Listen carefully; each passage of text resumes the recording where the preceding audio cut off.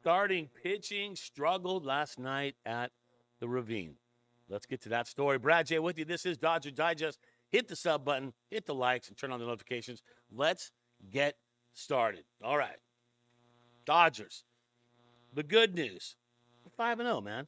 Right?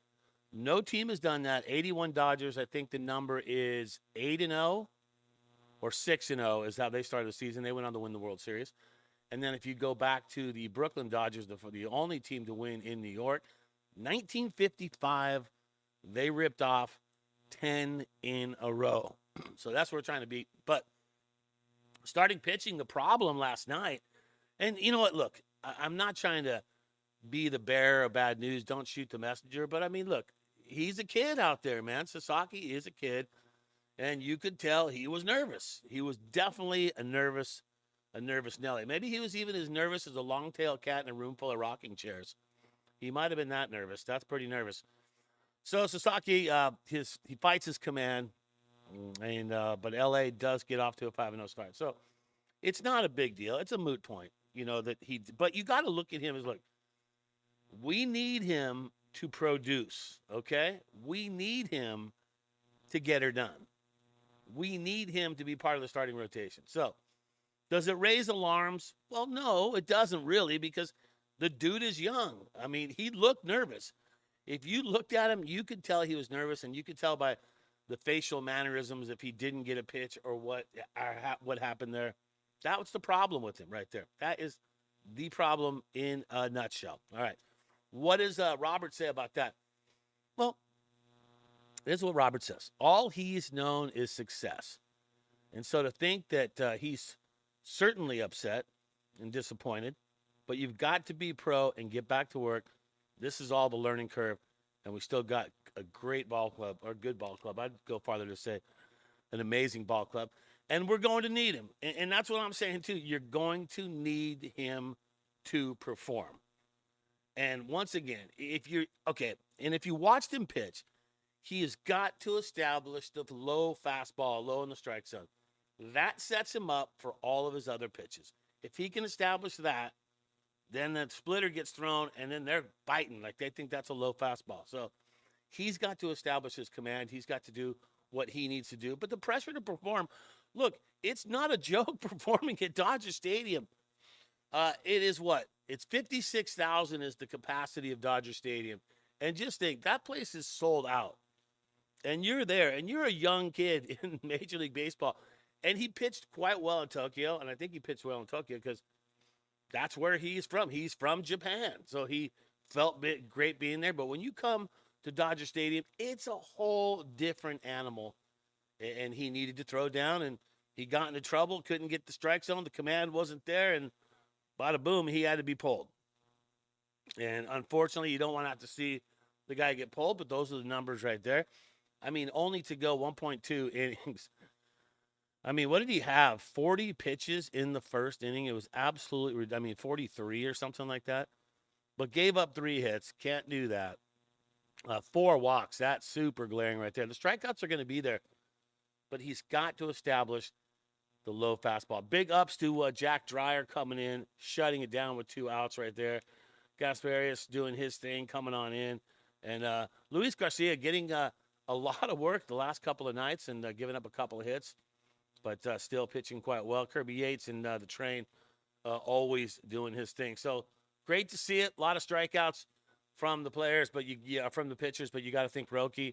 It needs to go back, relax, talk to Yamamoto, get the feeling he's gonna get comfortable. And when he gets comfortable, watch out, Roki Sasaki.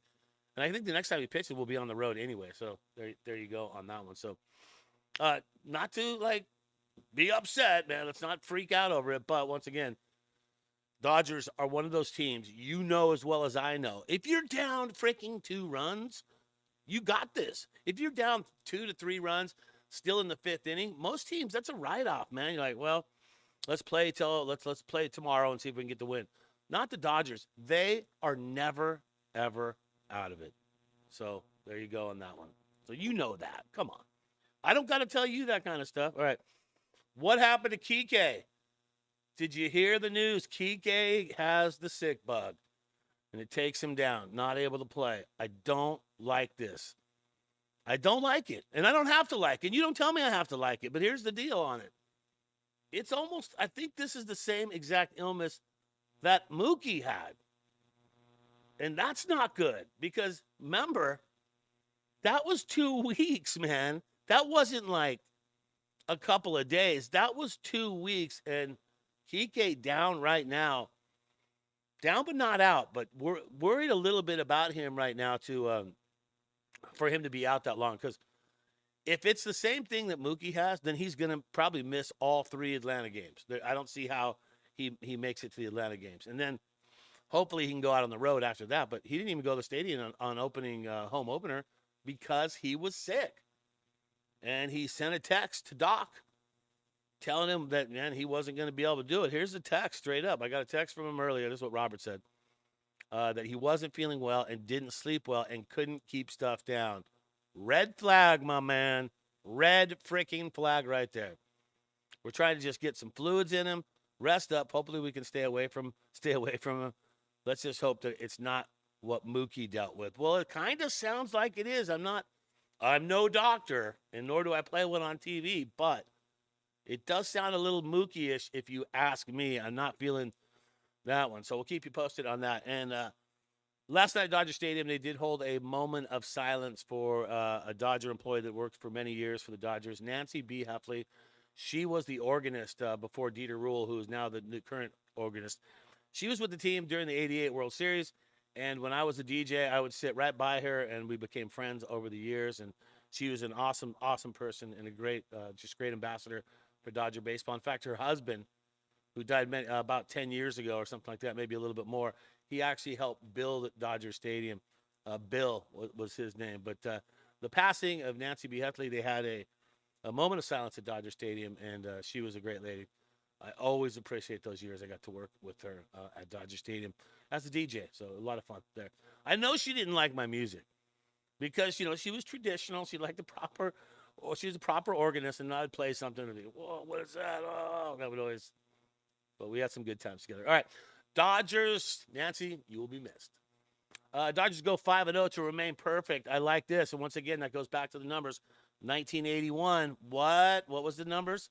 Was it 8 wins I think they ripped off in a row? 1955, probably one of the most famous Dodger teams, the only team to win in New York. 1955, the Boys of Summer. Is that what they were? Was that the 55 team? They went 10-0. So lofty goal. We got 3 coming up against Atlanta. Day off on a Sunday, which is the weirdest thing in baseball ever. I don't see how you ever can wrap up a game on a Saturday and there's not that Sunday game. It just doesn't make sense. But big shout out to Teo, Freddie, Will Smith, Tommy Hedman. I mean, we're never out of it. We could be 2, 3, 4 runs down, I think. I don't care. And even when we gave up the first couple of runs in that first inning before Freddie came, hit one out, it was like 2 runs. I just shake that off. I mean, that's nothing, right? All right, and time for the Dodger Digest, the deal. Quote of the day. Quote of the day this time goes to, who are we going to do? Oh, we're going to go to Roki on this one. Here's what Roki said about his outing right here. Yeah, he was not happy with his outing. And he says it too. He breaks it out proper. I didn't feel that I had a good feel for my pitches. My slider felt pretty good, and his slider was, but my fastball to split velocity-wise, command-wise, wasn't there. And that goes back to what I'm saying too as well. You've got to establish that low fastball in the strike zone to be able to set it up for the split. They weren't biting. They knew it. They looked at it. Nope, that's not it. So he establishes that low fastball. A couple times he got it, but he does that. And you know what? Nerves. It's just nerves. That's all it is with that kid right there. He's a young guy. He's won at everything he does. He's got the drive. You're not as good as he is without having some sort of drive. So believe me, he will take this as fuel to the fire, and he'll contribute in a big way his next start. Trust me on that one. I'll get the predictions going on that.